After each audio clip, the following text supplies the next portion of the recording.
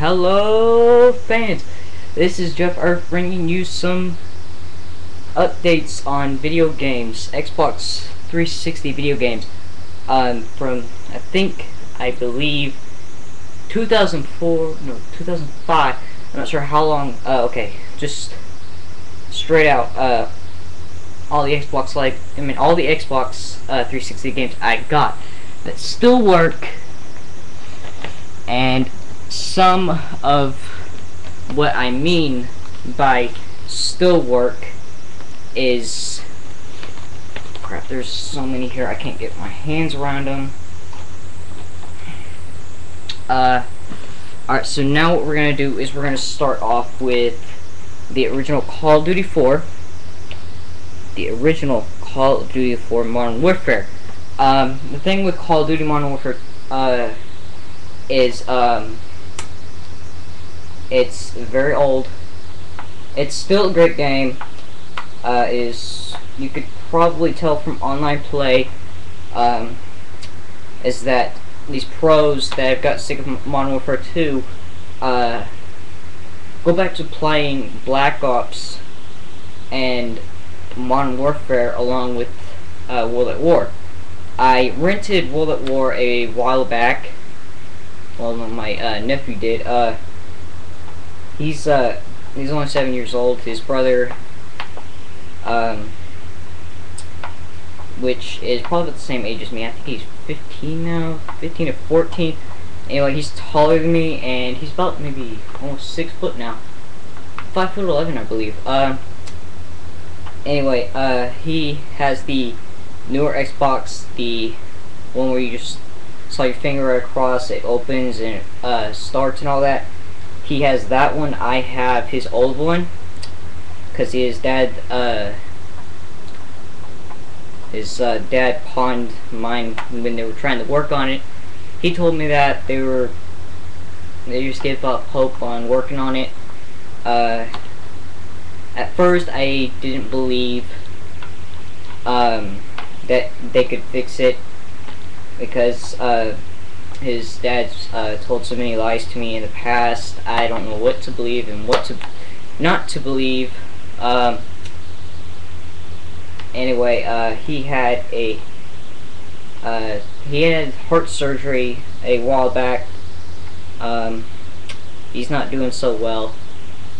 His dad apparently had the same problem, except he had a heart attack from something. Nobody knows what caused it.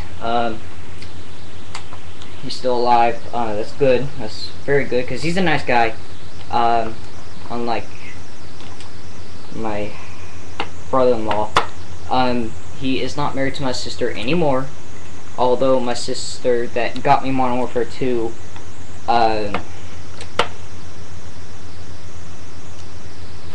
and well, okay, let's just skip on the Modern Warfare 2, since I'm bringing that up. The original Modern Warfare 2, which did not have co-ops when it first came out. The original one did not have co-ops and the museum mission whatsoever. This is the newer version of Modern Warfare 2. This is the one that everybody hated, because it had the free selection of gameplays. You had multiplayer, single player, and co-op. Well, co-op, I want to say special ops, but anyway, I call it co-op for some reason. The thing I do not like about this game whatsoever is there's a lot of YouTubing that people do. The reason why they went back to their old roots of the Cold War and World War II with Call of Duty is because they were so Infinity Ward got bought out by Treyarch, which right before it has happened, Treyarch got bought out by Infinity Ward to bring Modern Warfare 2 back, because Treyarch made World at War, and it was kind of a switch back and forth between Infinity Ward and Treyarch. The thing with Modern Warfare 2 is that you can rank up offline. I do not like that whatsoever, because when you're trying to play System Link or whatever with your friends, having their own screen and all that, thing I do not like about it whatsoever. Where are we? We are at 5:38. Nice. We've gone by this quicker than I thought we would. Except I still got maybe, let's see, 1, 2. I still got 7 more days to introduct. It says no one is better at delivering jaw-dropping action moments than Infinity Ward. No, that is not true. Ubisoft can outdo Infinity Ward any day. They have done Assassin's Creed with amazing jaw-dropping action of executions, everything, which we are not going to be moving on to that just yet.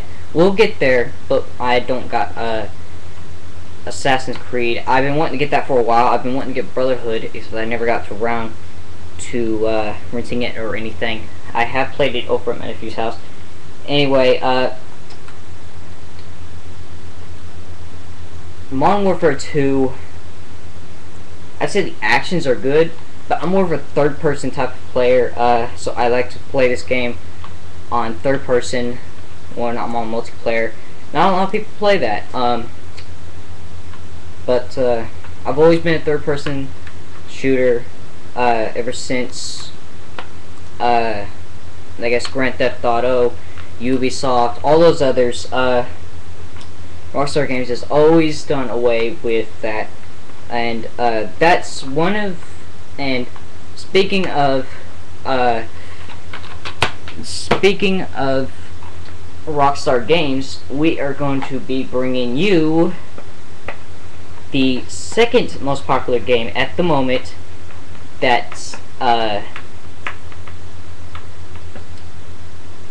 people play online, and that is Grand Theft Auto Episodes of Liberty City. You've got this. It's actually a pretty damn good game. The thing I like about this is it's got a split story between the other two. Well, of all three of these games, I guess Ray Pecorino, he is a Italian monster. He does a whole deal on the diamond setup, which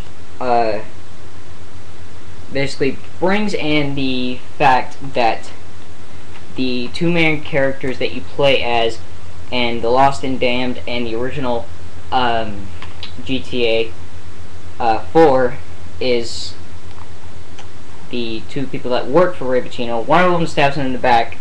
I'm not going to spoil that for any of you good players, because that would just be a spoiler alert. For this, I would have to put probably about a 4-star, 4.5 stars for this one.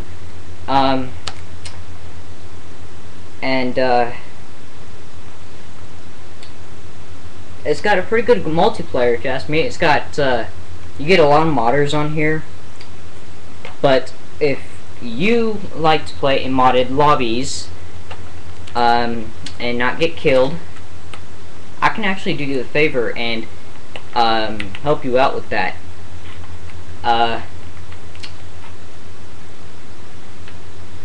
But the Lost and Damned have a lot more